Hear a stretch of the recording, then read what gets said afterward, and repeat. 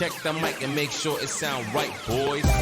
Hello friends, hello foe, and welcome to a very different episode of Comedian Ons. My name's Jonathan, and not joined with me directly, as he usually is a very special man. In fact, he's the man that enforces the rule that every single cafe has a different ordering system, just so that you never know what you're meant to do when you go to them.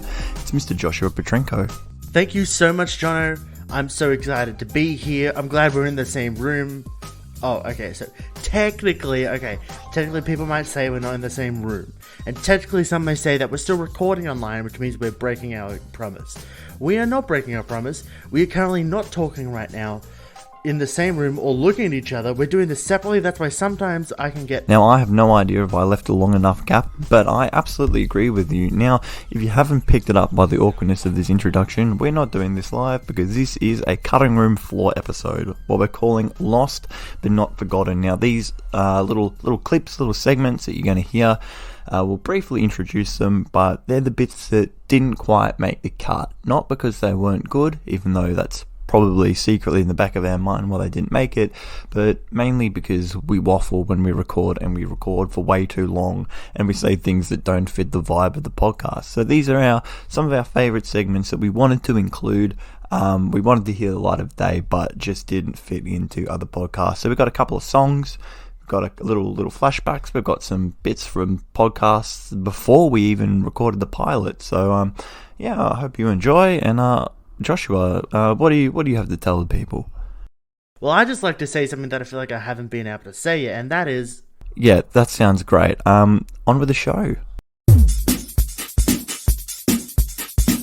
Now, this first clip that you're about to hear is an interesting one, actually, because it took place before we even recorded the pilot. We did like a little test segment just to get the flow in, and it was a bit of a fever dream, as a lot of these early episodes are. But we're recording this, I think, in the thick of the Olympics, and there's a little story that we talk about deciding how they decided which one of the athletes got a gold medal in a certain event, and we had our own take on how they should do the decider. And Righto. He was like, "Look, what we're going to have to do, we can't separate you. We're just going to have to keep going, like sudden death, like keep jumping until one of you knocks it over, right?" Because I think what the problem was, there was a certain height that they could both jump over, but both of them couldn't make it over the next one. So how do you separate them? So it was just going to be like sudden death. It was like a high jump off. Yeah, it was a high jump off. That's exactly what it was. Right. Okay. But these guys have been doing it for ages, and obviously, like, you don't train to clear the same thing like 15 times in a row, right? You train to clear it once, maybe twice. And even that, you get like 2 attempts. But this was going to be a high jump off, a high jump of death. You jump and there's no mat. You just fall into the Now that I think about it, that's kind of maybe not the best idea. I wonder if there's a better word we can use for it. Because now I'm thinking like a high jump off is like it's just a dive, actually. And I'm wondering if we're getting confused between a high jump off and high diving, which is an actual Olympic sport, and I'm wondering if they're going to have some copyright issues with this. They might. There might be some conflict of interest there. But luckily for them, they didn't have to invent a new word, because as the referee was saying to these two blokes, he's like, so what we're going to have to do, we're going to have to extend the jump off, and they cut over him. And one of the guys said, can we share the gold? And the guy started going, look, we can, but blah, blah, blah. And they both just started hugging and celebrating and just going nuts together, because they decided, look, we're both equally the best. Let's just share the gold medal. And who knows? I don't know how there was an extra gold medal there, if they just print an extra one just in case someone wins 2 of them or something. But they just were like, you know what? Just in case, let's make sure we 3D print an extra one. Yeah, it's okay. It's going to be plastic. But we'll spray paint we'll never really need it, will we? We won't need it. And then they just give you this cruddy one that's like really flimsy. This is a pretty shitty one. It's like that. It's like a toy you get out of like one of those like, you know, the Christmas crackers.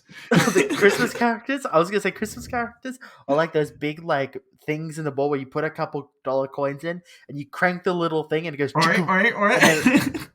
and then like a little big plastic bowl that's And got it's- some junk thing in it. It's And it's just the extremely worst. disappointing as well. It's extremely disappointing. It's like you spent $2 and you got this plastic bowl that clips together for like a week until it breaks. That's what I'm imagining this gold medal to be. The adrenaline high peaked when your parents like, yeah, you can do it, and that's even Yeah. where it builds up, and 'Cause- then it stops. There's nothing because what after happened- that. Yeah, because what happens is, and we'll get to the Olympics. Trust me, I'm not going to do this thing where we discuss stuff in the Olympics because I want to get back to the high jump off. Sorry, whatever we want to call it. But The Is high that, diving, the high diving. the high jump death match. That's right. That's not a death match, but it's a death match. And the thing is, because the why it's so crazy those things in the shopping center is because you never get told you're allowed to, right? As a kid, Yeah, exactly. never, unless you got a couple really like cool parents or like a really cool auntie who takes you out It's always the to auntie. see a movie, It's always and the then you auntie. go have Maccas. Yeah, it's You that's have when it Maccas. happens. Yeah, It doesn't happen I'd any other imagine time. like that. But like when these Of guys course. shared the medal, like it was, look, I hate to say, but it's the Boomer Parade, up in arms, absolutely up in arms. And there was an article in the newspaper in the Age, and it's like, oh, how ridiculous is the age of athletes choosing gold medals? And that's absolutely not what happened. They didn't just walk up and be like, oh, I'll have the gold one, thank you. I mean, that'd be great if you could do that. But it's not how it works. I will say, I think it's kind of dumb to share a gold medal. I think at one point, if you're there to decide who's the best at something, then bloody commit to the bit, man. So Let's you be reckon honest. the I high tell you what I jump want. off? I want a high jump off. I want two people just machine gun just jumping at this hole, and it gets like progressively a little higher. And so, of course, no one's going to do it. But if they both fail, okay, then we need to go to like a second thing. So Yeah. it's the gold medal for the high jump, but let's say they have to do a thumb war, right? They go 3, 4, 5, 6. Oh, this is declare actually a thing. 1, 2, 3, 4. I declare a thumb war, or they do paper, scissors, rock, right? But no bombs is a thing, allowed. Josh, in other sports. You know, Oh, really? I play ultimate frisbee. Definitely not a real sport according to a lot of people, but it Oh. is. It definitely is. I could do a whole separate podcast series on this. I know. But I've got we things to were bring up playing a about it, but tournament. we'll get to that when we get to that. When we get to it, hopefully never. But there was a tournament I played at, and it was like back to back games. It was just designed like an endurance tournament. Like you played Righto. 5 games with like 2 minutes in between, just enough to change fields. And we tied.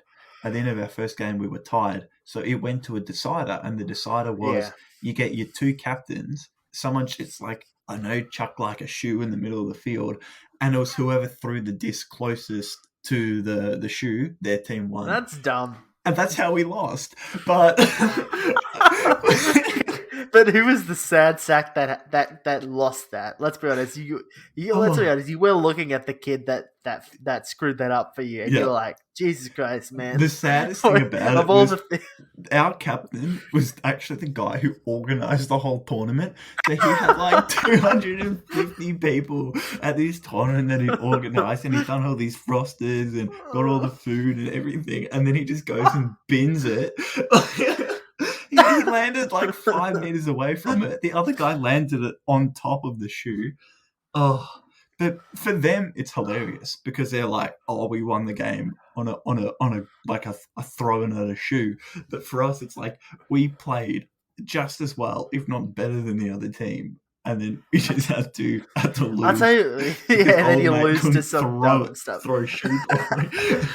I would love if there was a special sport that was never ever played at Olympics and rarely played ever. Like they had some rule that you're not allowed to play this sport ever, but you're allowed to play the sport only when there's a tie. So it's a special sport that you can only use in a position of a tie, where it's like it doesn't have to be like strength based. It has to be something random and luck.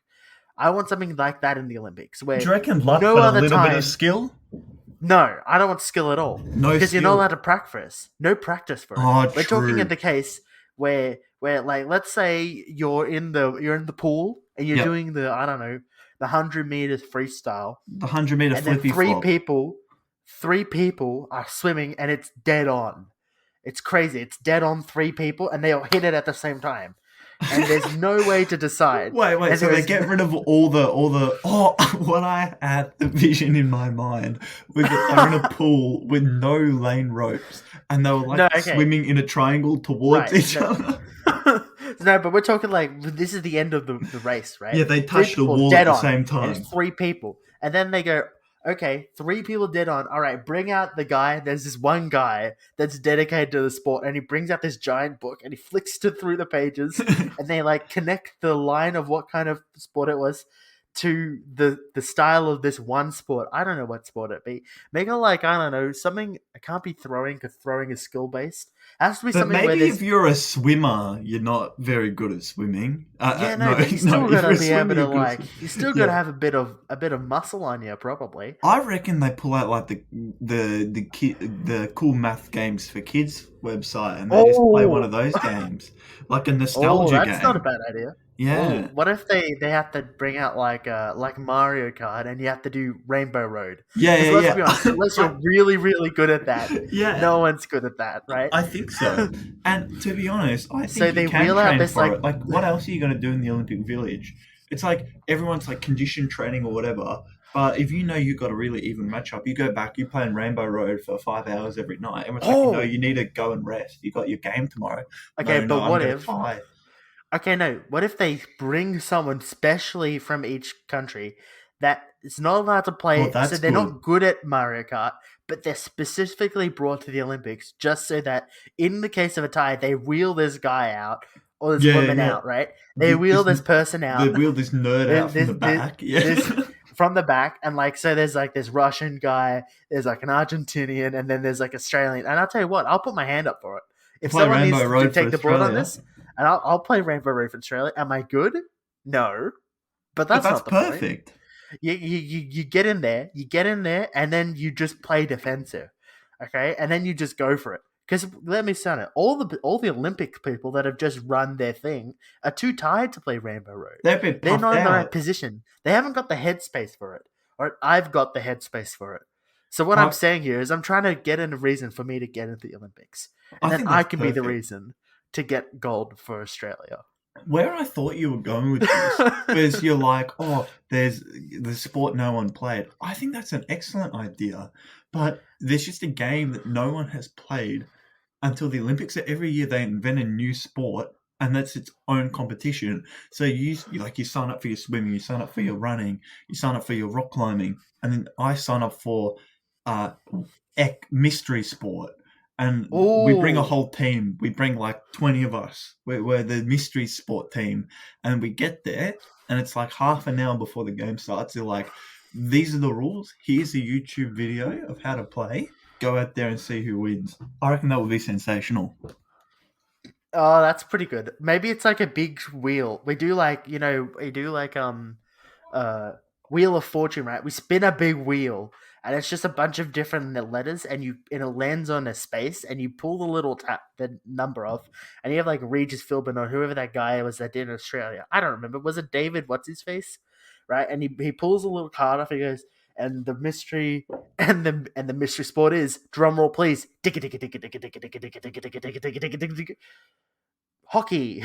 Yes, We've already done hockey. So it's not inventing a new sport. Yeah, it's just doing a random sport. So yeah, that way everyone on the team have to be there till the very end, because if there's a tie, they pull out the wheel and they spin the wheel. Yeah, and it lands on something. I think that's maybe perfect. There's a wild card space as well. What's the wild card space? It's an ancient. It's one of the ancient sports, like the naked wrestling from Greece, where like it's never been played before, but it's only played on this wild card spot, right? God, you'd hope you didn't get the actual marathon where you have to like run 42 kilometers across Greece and then die when you get to the destination. But, right. So if you get the wild card spot, they pull out this little mini wheel, because obviously wheels are fun, right? Wheels are always fun when you spin them, right? And then everyone goes, spin the wheel, and they spin the wheel. The crowd would be pumped. I think I've fixed the Olympics here, Jono. I've got to be honest. I think you have. Sometimes things happened so long ago and were so insignificant that you completely forget what they were about, and this segment is exactly one of those things. On the run sheet, I can see that it says misleading TV shows, and I'm pretty sure that's a segment I brought to the table. I cannot tell you what it's about, but I'm assuming it's about misleading TV shows. So enjoy. Joshua, I've come to the realization that I am extremely influenced by sort of what I listen to and what I watch. Can I surprise you, Jono? Yes, please surprise me. I'm also pretty influenced by the stuff I watch as well. It doesn't surprise me because I tell you once that I started skateboarding and you pick up skateboarding. Reportedly, which is incorrect, but allegedly, don't sue me. Allegedly. This is all satire and performance. But correct. I think I'm not the only one here where I say that what I watch in TV shows and stuff are a big influence on what you actually want to do as a career, where you want to work. That's true. And I know that's a big influence because I've been watching Suits lately. For those of you who don't know, it's about a lawyer who's not a lawyer, who is a lawyer. Very confusing concept, but it's great. True. But I don't want... Can I... Yep. I will say, that does remind me of someone I know who is in IT, is not good at IT, but is still an IT professional. Not naming names. I know that person as well. Did you perhaps... I mean, sorry. Did your friend... My friend, I mean, yeah. Did he watch the IT Crowd? Is that maybe... I might have watched a couple episodes. I mean, my friend... Your friend, he watched a couple episodes. Watched a couple episodes, yeah. Yes. Anyway, continue. Sorry. Yeah, no part of me wants to be a lawyer, but when I watch Suits... all I want to do is be a lawyer. I want to be giving people those handshakes, those business deals. I've been doing it to myself whenever I do something really good. I'm like, yes, well done, good job. Nice firm handshake with myself.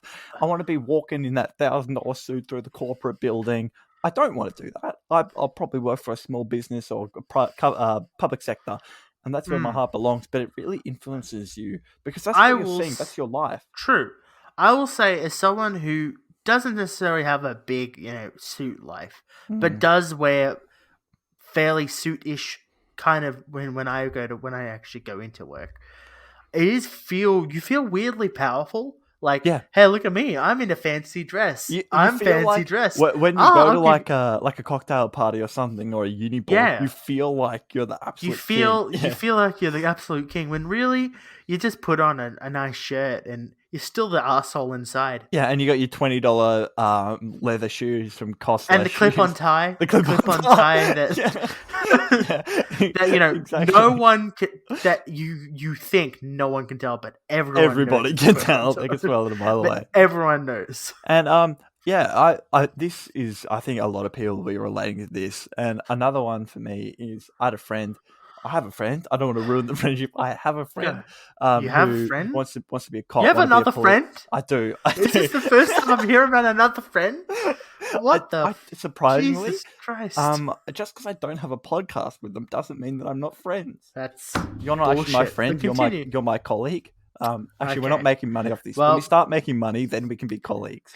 If we start making money. They want to be a cop. They want to be a detective. Continue. Blah blah blah. They'll tell me all this, and then I'm kind of wondering. I'm kind of surprised they want to be a cop, detective, whatever.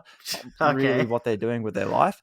And then in that same conversation, they bring up they've just started watching Brooklyn Nine-Nine. Yeah. Like, okay, that all it all comes together. It all comes together. That's true. And I would say shows have a very good way of really highlighting the great parts of things. Oh, absolutely. And never talking about the bad parts of it. Except and there's one. Oh, The Office. Every time I'm applying for a job, because I'm doing that a lot at the moment, I'm applying for a job, I'm thinking about that 9 to 5 grind, I just think of The Office and go, I don't want to sit in that office, in that big bullpen with everybody there, all the unhelpful, absolutely useless employees. That's a worry to me. I'm like, this is going to be my life. I'm going to be the Kevin. As someone who works in an office, I find it's less like The Office, and I don't know if you've watched this movie, but it's more like Office Space. Right. You know Office Space? Yes. You know the meme? You know the meme where the guy leans over the thing and goes, listen, I'm going to need you to do an extra 5 pages of work just out of the blue. And you go like, can you do 2 hours of overtime? Oh, I thought I was going to be able to go home today. Oh, I mean, you know what? That's fair. You can just come in tomorrow 2 hours early. Great.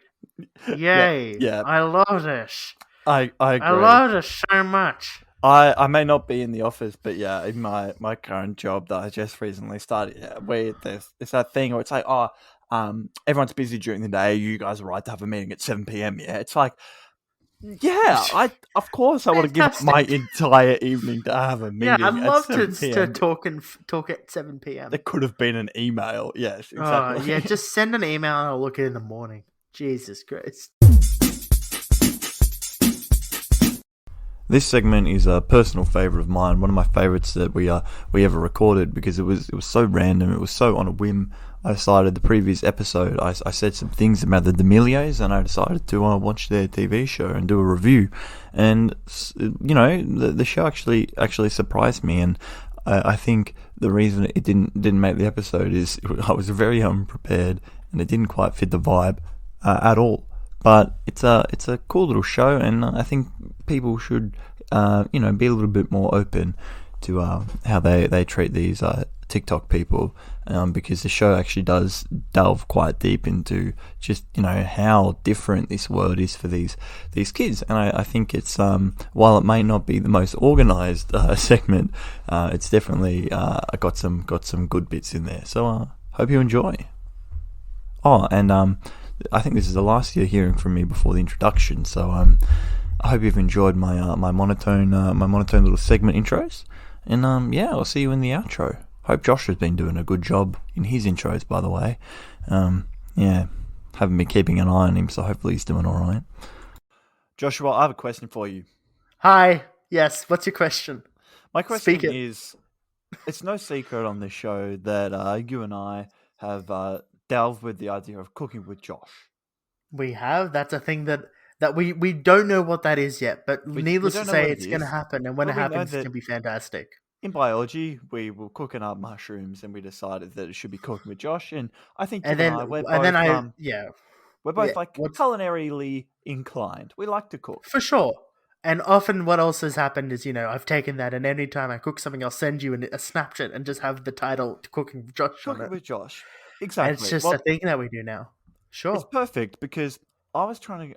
With this segment that we'll lead into, I wanted a ranking system, a way to be able to rate and review. And I thought, what better way to do that than to get you to say, what do you reckon, if you're reviewing food, what are, let's say, 3 or 4, whatever feels appropriate, categories that you would rate food off? Maybe I'd say the first one would probably be presentation. I'd say that would be a good category. So we start off, first category is presentation. Yep. Presentation. All right. Okay. I reckon probably 2 more. Maybe experience, the experience of having it. Yep. And then obviously the taste that it leaves in your mouth. Yep. That's so you got the presentation of how it looks, the experience of putting it together such flavor, like the whole flavor of just eating it and how it mixes with each other. Yep. And then obviously you got the actual taste, the core of it. That's left with you after you swallow. Okay, perfect. The reason I wanted to bring this up is because on last week's show, some words were said.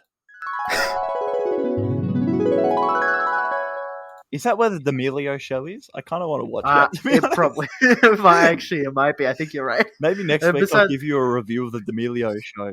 Yeah. Oh, are we getting that review now? Well, I felt I had to stick with my word.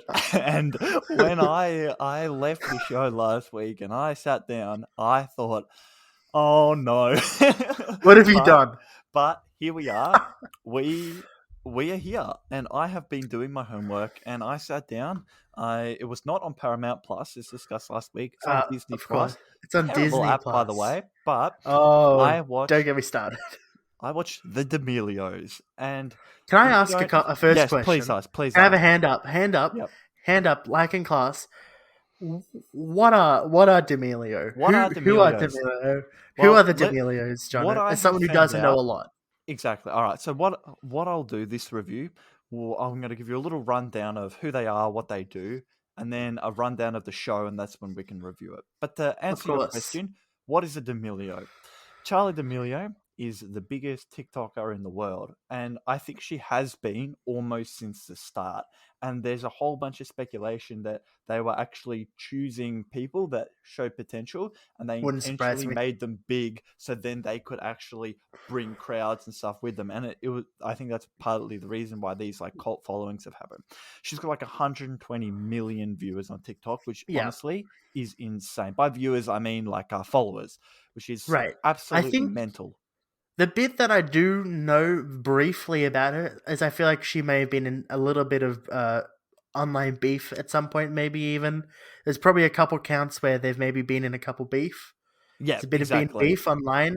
I think that happens. That's maybe with like the very teenagers. outskirts of that has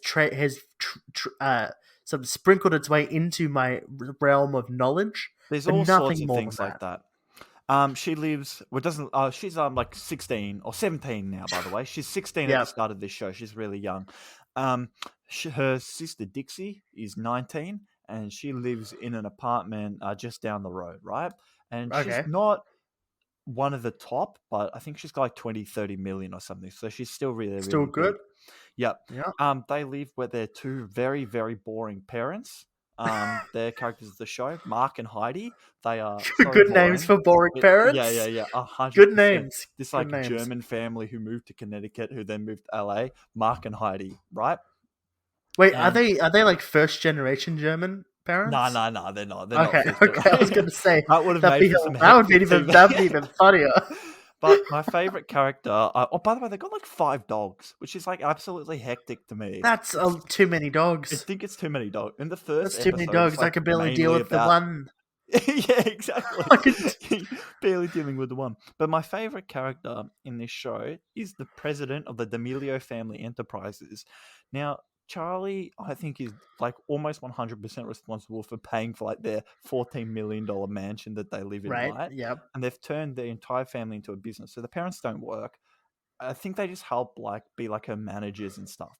But there is a president, and Right. he has the best name for a president of like a social media star. Yep. His okay. name is Gregory Goodfried. How good is that? Godfried, Good Fried. Goodfried. Good Fried. That's a good name. It's a good name. Good It's a good name. Good Good Fried. It's Good Fried. So, if you, It's not that good. It's not that good grilled, but it's good fried. It's good fried. There is actually an episode where they have a hibachi grill, like the Japanese grill, and they. Oh, mate, Yep. we'll get into it. But Okay. a little bit of an I'm overview excited. of what the show is. First episode is called Charlie D'Amelio. What the heck? And this is when you actually. I reckon that's something I could have said. That you were wondering as well What when the we were going heck? into this. And Yeah. the first part of this, I want to just say they are like really good people. I thought I was going to be like cringed out by them. They're just like super normal. And to be honest, she's actually hilarious. Her wit when she's just having conversation, she's like really, really funny. That's not what she does on TikTok. She just does dances and stuff. So I don't think she even talks in them. But in this show, she's just like pretty quiet, pretty introverted, which you wouldn't expect. But she's really funny. She's really nice. Dixie's dog is called Jim, after Jim in The Office, and I like that. Yep. But yeah, it's just a really good introduction to like this is hard for them. And episode 1 ends on Dixie having a mental breakdown. I mean, like not just putting on full on massive anxiety attack, mental breakdown, because she's just started singing, and everyone's just been like hating on it. And this is the first thing I wanted to bring up about the quality of the show. Right. I like the characters. I like the story. It's good. The show is absolutely terrible, right? So, can I ask a question? Yeah. Because I don't think it's a bit confusing around. Is this a reality show, or is this a? It's like a reality documentary. Like a scripted-y. It's like a reality documentary. Yeah, it's like a scripted reality. Is it show more that's sort meant of to play like a documentary? Is it more sort of keeping up with the Kardashian size? That's what they're going for. That's what they're going okay. for. Gotcha, But it's all gotcha. scripted kind of stuff. Yeah, so Okay. it ends with Dixie having an absolutely mental breakdown. It's like crazy, like you feel awful. But they have all these like hate comments popping up on the screen to sort of show like how hard this is. Every time they do something, they have these hate comments that pop up. I've noticed every single comment was posted 3 minutes ago and has 1.2 thousand likes. Every single one. They've all They've, made they've it the taken same. they've taken they've taken the template and they've just repeated it. Yep. And yeah, it's just horrendous. It's stuff like that. Another thing that they do, this is more talking about the presentation. And out of 5, I reckon I give the presentation a 2 because they have stuff like that. Clearly, they've just duplicated the template. It's terrible. So presentation, that's getting a 2 out of 5. Another 2 out thing of that they 5. do that All right. leads to this presentation is that the story isn't a story. It's Yeah. segments. It's kind of like this show. There's no actual flow. But when you're Yeah. watching, Based off the show, you could say. We exactly, that's influenced right. that show, We and that's the influence only that. direction They it went went. with our Yeah. template.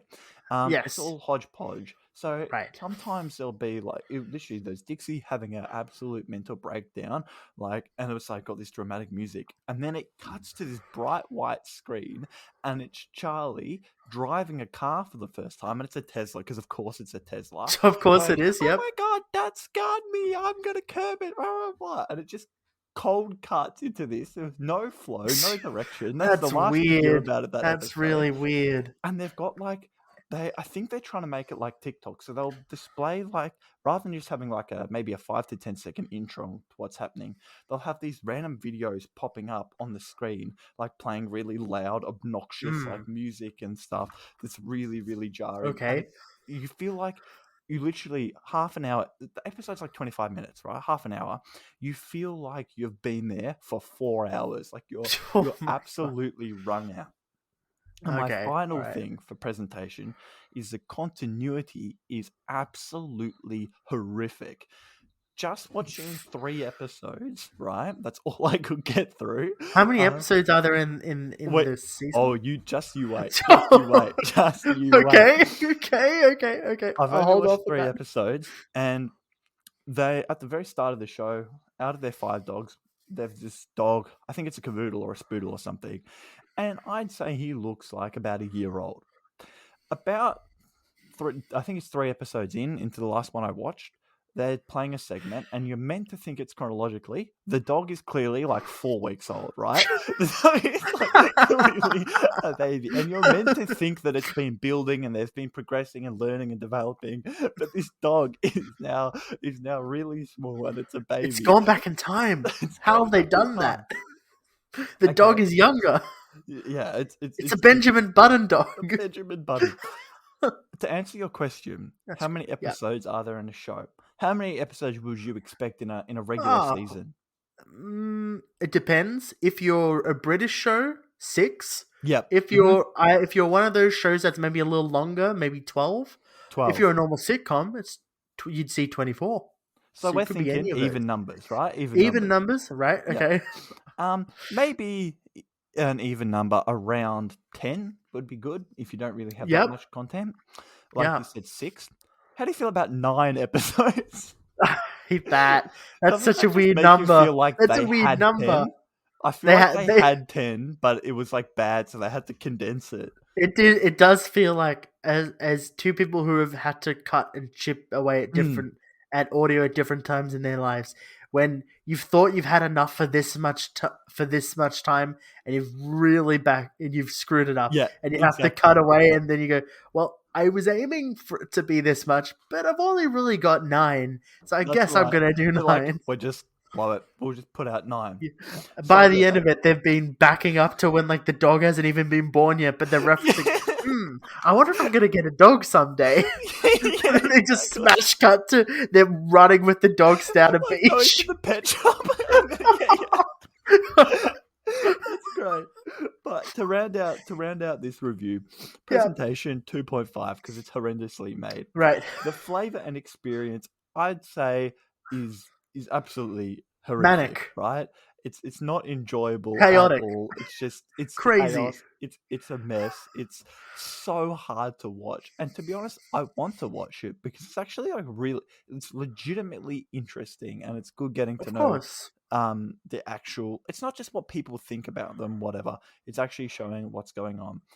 And I'd say the taste is.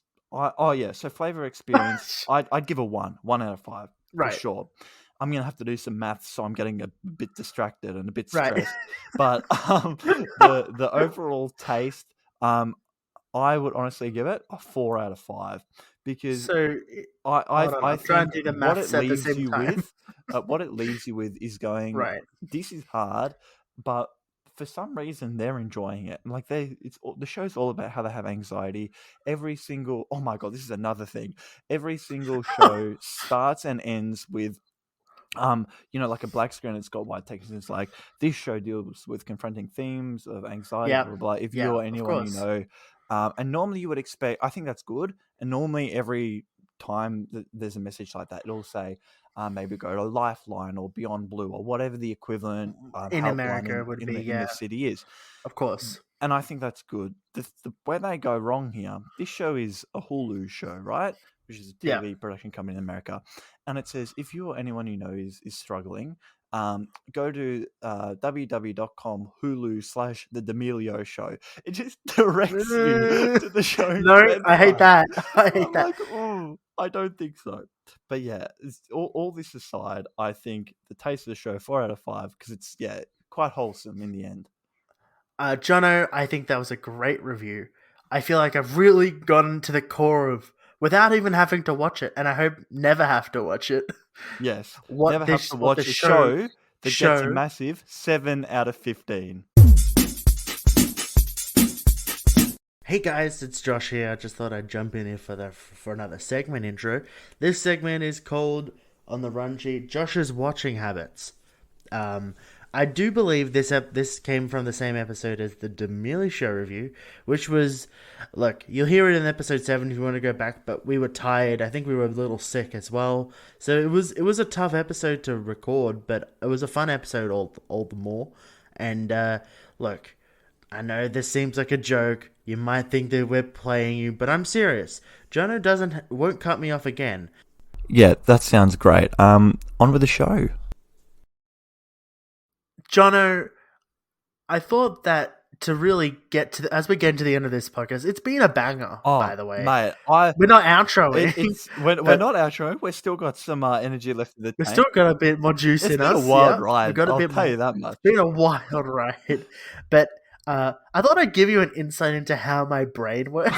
Okay, because yeah. I've been we're all locked down. We're getting ready to go out finally. It's been nice. It's nice kind and of all. crazy, but like thinking we can actually do it's kind of stuff crazy. again.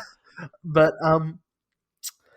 I've sort of gotten sort of meta with realizing how I watch stuff and how what that does to my brain a bit. Like watch stuff unfold, or like YouTube, as in like YouTubing watching habits, multimedia kind of and stuff. I've started to realize I say dangerous in like a bit less of like an actual dangerous way, but like I found that I'll watch stuff because I like watching people who are really passionate about something get really into it. Yeah, okay, yeah. But what often happens is I'll get really into it, and then I'll start trying to understand what that thing is, and that just ends in me spending money into that thing. Oh no, into that hobby.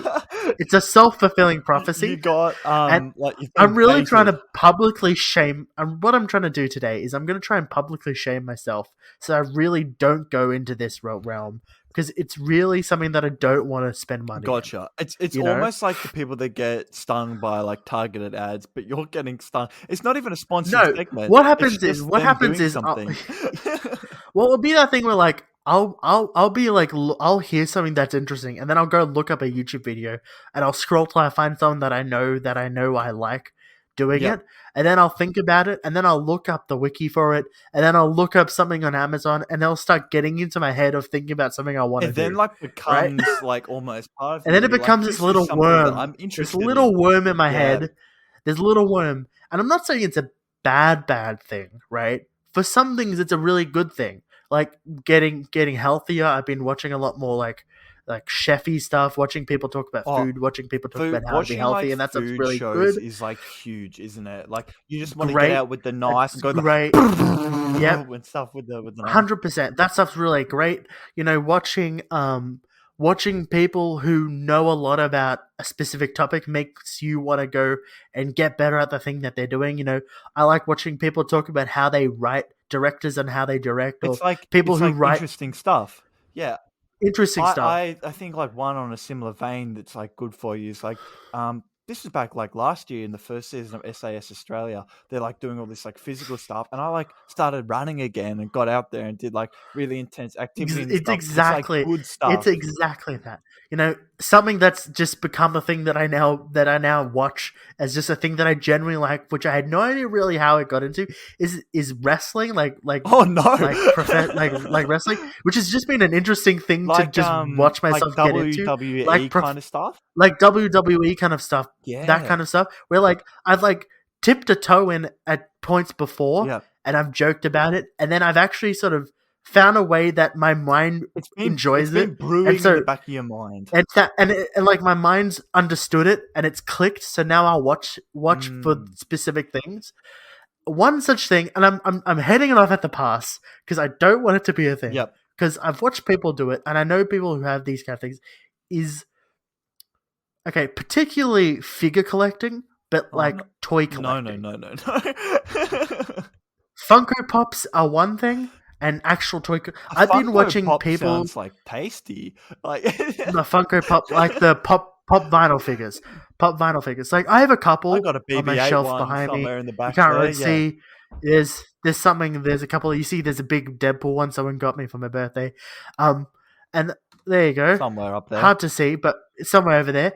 And you know, I tell you what, it's interesting watching people who know a lot about something talk about the thing that they're interested in, you know? Definitely. Something where you know, when they know a lot about a thing and you hear how, like, the interesting history behind it, I think that's what loops me in, right? Like, hearing how, you know, here's this toy, but it technically wasn't the first time this toy, but then, you know, they misprinted it for this, and that's an interesting thing. When they actually have, like, a and little my bit mind of knowledge tricks. about it, it gets interesting. Like, it's really, that kind of stuff really gets me. To show up to this podcast session, I was watching. If anyone knows, I was busy at IGA, getting ripped the hell off. If anyone knows Tom Scott on YouTube, he did a collab video with a guy called James Hoffman, who's really into coffee, and they're both like people who are really passionate about stuff that they do. And they were having, it was like a 30-minute conversation that he said it was meant to be like a 5-minute video. It's like a 30-minute conversation about like how to taste coffee and stuff. And it was like super interesting because they had that's additional information as well as the passion. So it's really good stuff. And this is what my mind does, is I'll bounce between all these little things until something becomes a big thing that I get interested in.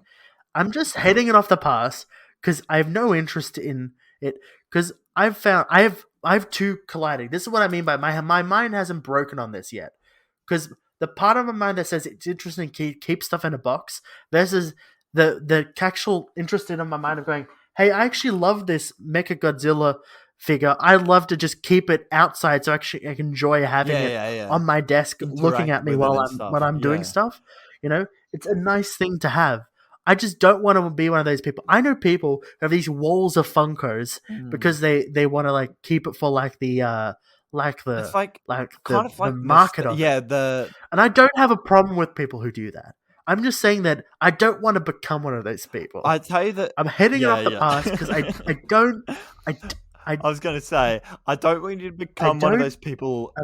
I don't want to become one of those people. And please don't become one of those people, because they're the kind of people who, if they see you and you have one and it's outside the box, they go, oh, you know, it loses value, bro, you shouldn't keep it. It's like, bro, if I want to take it out, I'm going to take it out, all right? I'm going to take my BB-8 That's figure out. What my problem is. I have people who tell me these things, and I don't care. It's like, I'm worried because I get enjoyed watching these people go on these toy hunts and look at these cool things from eras that I have no interest in. Like, someone was looking at this weird, like, trash, toxic ooze thing, and it looked really cool. And they were saying how this is a very rare thing, X, Y, Z. I was like, oh, that's really cool. I don't want to collect this. People have these big walls mounted on their Funko walls. Pop cost? Icy Pop, how much does one cost? Depends. I feel like 20. I feel like 25? I feel like that's a really dangerous number because it's Yeah, you're like, exactly. oh, that's fine. Because as soon as you buy, hey, guess what? You buy 4 of them, you've spent $100. Yeah, and that Okay. doesn't And fill up much of a comparatively, shelf either. no, it doesn't. But it's money that it I doesn't like feel my like Funko much. Pops. Yep. Pops. I like the idea of having them. I don't want to become one of these For the people. sake of everybody, Joshua. Hey guys, it's Josh here. Definitely not last minute recording something that I should have recorded earlier. If you might remember this, you won't remember this, but I had been working on something for a crap ton of time, and I wanted to give Jono a sense of it. You know, it's just a bit of work for an up and coming business. We explained it in the clip. It'll be absolutely fine. And once again, you know, it's just.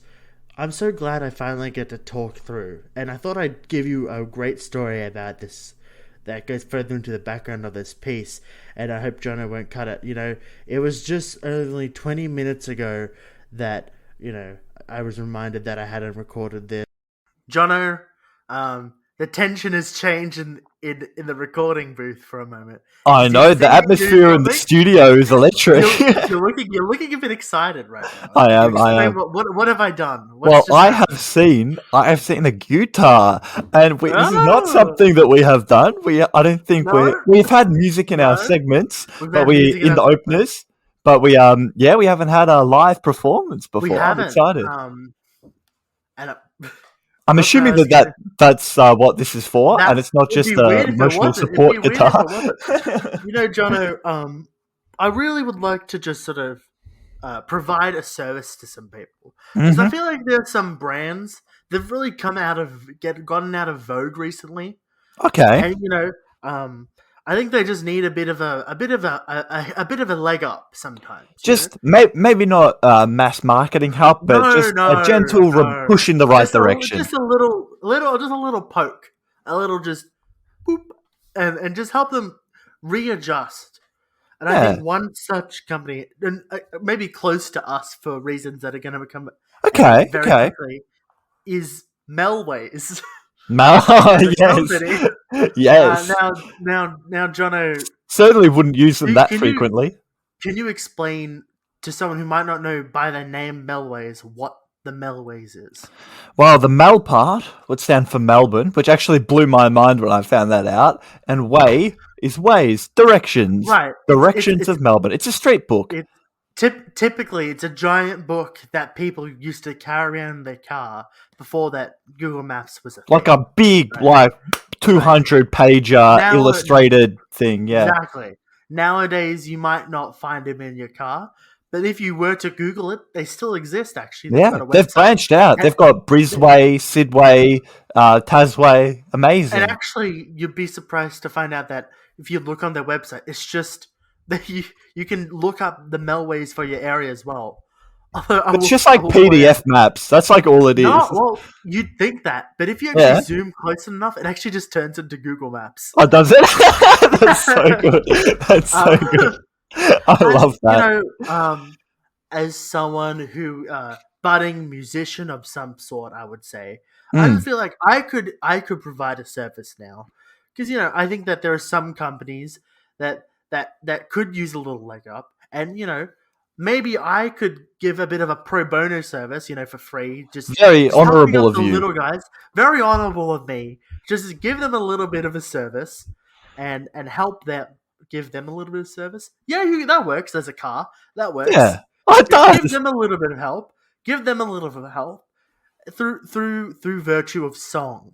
I am very ready for the first instalment of Josh's pro bono service. I don't know if that's what's going to be called, but we're just going to roll with it. It's going to be called that. Using you is the right thing to do. I force my passenger to flick through when I drive. If I could, I'd get him to use you all the time. But how could I? When your app is just Google Maps, you can can drive your own way, or use the Melways. You can leave Google Maps for another day and use Melways. You can drive your own way, or use a Melways. Got it in like 500, I don't know. This is not funny anymore. And that, Joshua and Friends and Fro, brings us to the end. Friends and Fro? Friends and Fro. Fens and Fro. That Fens and Fro brings us to the end of the Cutting Room Floor episode. The segments that were lost, but not forgotten. And I'm glad that we finally got to show them the light of day, because even though they didn't make it to final cuts, I think there was still a little bit of merit. If you're still watching or listening now, you believe that as well. If you switched off, then clearly they didn't have any merit. But Joshua, did you enjoy that as much as I did? Yeah, man, I really enjoyed it. It was fantastic. I really enjoy recording with you. I like recording next to you and sort of parallel to you, I guess. That's great. And I also want to ask you, how much wood would a woodchuck chuck if a woodchuck would? Thanks, Jono. There's a great story about that, but I think I'll first answer with the number 4. It goes back to 1800. Look, that is an interesting answer. Probably not what I would have gone for. But thanks everyone for listening. The final episode of this collection 1 of the Comedianons, will be in a few weeks' time, in a month's time. Who knows when it will be? It's a Christmas special. Joshua, would you like to tell the people what it's about? Sure, Jono. It's going to be awesome. There's going to be lots of... Look, I think I'll take over. It's going to be largely, I think, Christmas related. Very, very musically heavy. Definitely, we've already started recording some songs for it. It's going to be a little bit different, isn't it? Yeah. I guess it's going to be different. Wait, do you keep cutting me out of the podcast? Yeah, that's right. So please stay tuned for the Christmas Spectacular. It's been absolutely fantastic. And we will talk to you properly in the Christmas special. Ciao.